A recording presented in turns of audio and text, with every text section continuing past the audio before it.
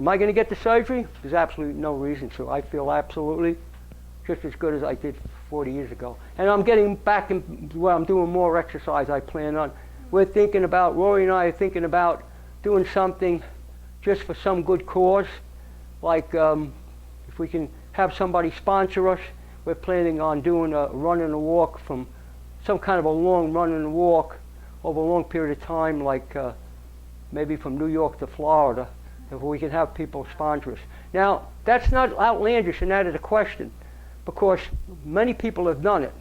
I've done things like that before. That's not new. But the reason I know, if you go on the internet and you look up Dr. Ragnarsberg, who won the Nobel Peace Prize for biochemistry, he ran a fasting retreat in Europe, and he was one of the old-time fasters that fasted people on water. Then he got into juices. Then there was another doctor by the name of Otto Buchinger and Dr. Carl Otto Ali. Dr. Carl Otto Ali, I suggest you look him up. This is going to be amazing. You're going to think this is not true. Look up the Stockholm Fast Marches.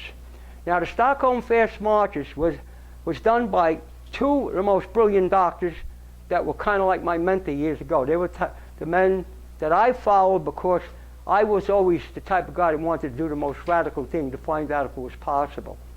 So what they did on the fast march in Stockholm shows you how much we really need food. And they took 11 experienced athletes that had done fasting, and they decided to see how far they could go while they were drinking water, not juices. And if you look it up, you're going to see it. This is true, because I remember when it happened. They walked for 10 days.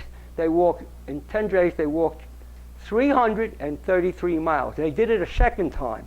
Dr. Carl Otto Ali was one of the guys that did that. So look that up to see that some of this stuff is not impossible, that people have been doing this stuff for years.